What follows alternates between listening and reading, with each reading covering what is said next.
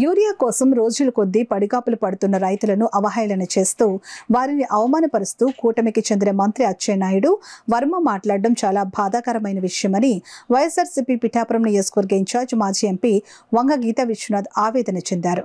వైఎస్ఆర్సీపీ రాష్ట్ర పదవులు పొందిన నియోజకవర్గానికి చెందిన నాయకులకు పిఠాపురంలోని పార్టీ కార్యాలయంలో పార్టీ ఇన్ఛార్జ్ వంగ గీతా విశ్వనాథ్ ఆధ్వర్యంలో పార్టీ శ్రేణుల అభినందన కార్యక్రమం నిర్వహించారు.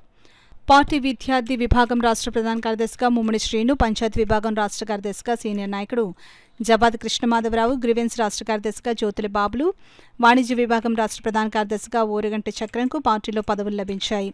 ఈ సందర్భంగా వారికి పార్టీ కార్యాలయంలో పార్టీ ఇన్ఛార్జ్ వంగ గీతా విశ్వనాథ్, ఇతర నాయకులు, కార్యకర్తలు ఘనంగా అభినందించారు. అలాగే పదవులు పొందిన నాయకులు కూడా వంగ గీతా విశ్వనాథ్ను ఘనంగా సత్కరించారు. ఈ సందర్భంగా వంగ గీతా విశ్వనాథ్ మీడియాతో మాట్లాడారు.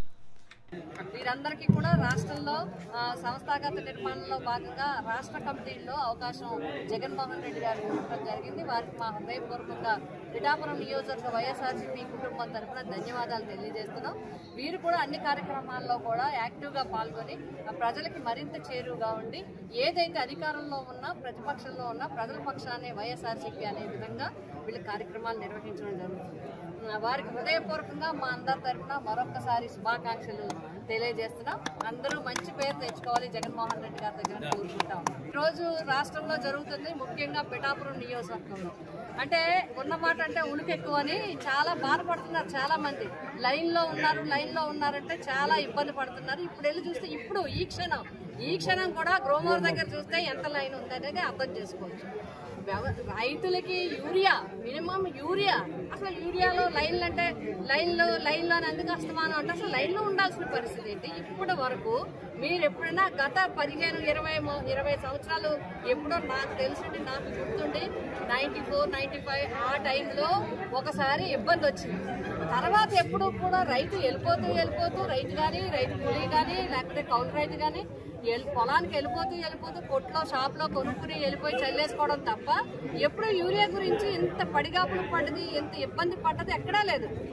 మీరు సైగా సవరించవలసింది పోయి మీరు పైగా ఎవరైతే రైతుల పక్షాన మాట్లాడుతున్నారో వారిని అవహేళన చేయడం అనేది చాలా దారుణం.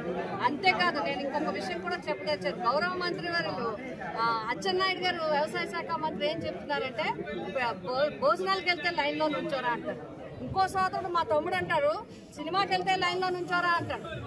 మా వర్మ తమ్ముడు గారు సినిమాకి వెళ్తే లైన్లో నుంచోరా, జగన్ గారి దగ్గరికి వెళ్తే లైన్లో ఉంటే ఎలా అవమానిస్తారు మీరు రైతుల్ని? జగన్ గారి దగ్గరికి వెళ్తే మన లైన్లో ఉండడానికి, లేకపోతే మీ లీడర్ దగ్గరికి వెళ్తే మీరు లైన్లో ఉండడానికి, సినిమాకి వెళ్తే లైన్లో ఉండడానికి, భోజనానికి వెళ్తే లైన్లో ఉండడానికి రైతుని పోలిస్తారా మీరు? రైతుల్ని అవమానిస్తున్నారు. అన్నదాత తన కోసమే, రైతు తన కోసం పాటుపట్టలేదు, మన కోసం కూడా, మనకి అన్నం పెట్టడానికి, మనకి 5,000 నోట్లోకి వెళ్ళడానికి అది కష్టపడతా ఉన్నారు రైతు. అటువంటి రైతే రాజు, రైతే వెన్నుముక మాటల్లో చెప్పడం తప్ప ఇప్పుడు వరకు ఈ ప్రభుత్వం వచ్చిన తర్వాత, కూటమి ప్రభుత్వం వచ్చిన తర్వాత రైతుకి ఏం చేశారని ప్రశ్నిస్తే సమాధానం చెప్పలేరు. మొదటి సంవత్సరం ఎత్తిశారు, రెండో సంవత్సరం 7,000 జల్లేసి ఊరుకున్నారు. 37,000 ఇప్పటికే 33,000 మీరు బాకీ. రైతు భరోసా లేదు, రైతుకి ధర లేదు, రైతుకి గిట్టుబాటు ధర లేదు, కొనుగోలు కేంద్రాలు లేవు, ఏ పంటకి గిట్టుబాటు ధర లేదు. ప్రతి పంట రైతు బాధపడుతూనే ఉన్నారు. ఇవాళ లైన్లో నుంచుని ఇప్పుడు గ్రోమర్ దగ్గర ఎంత లైన్ ఉందో చూడండి. ఎందుకు లైన్లో నుంచోవాలి, ఎందుకు ఇవ్వాలి? మీరు సవరించాలి. నేను ప్రభుత్వాన్ని కోరుతున్నాను, మీరు ఇన్సూరెన్స్ ఒకటి చాలా దారుణం. ఇన్సూరెన్స్ ఎందుకు అంటే రైతులు కట్టుకోమంటారా? ఇన్ని కష్టాల్లో ఉన్న రైతుల్ని ఇన్సూరెన్స్ మీరు కట్టుకోండి అంటారా? ఎప్పుడూ ప్రభుత్వమే కడుతుంది. ఈసారి కూడా ప్రభుత్వమే పట్టాలి. ప్రభుత్వం కట్టకపోతే రైతుల తరపున వైఎస్ఆర్సీపీ ఉద్యమం చేస్తుంది.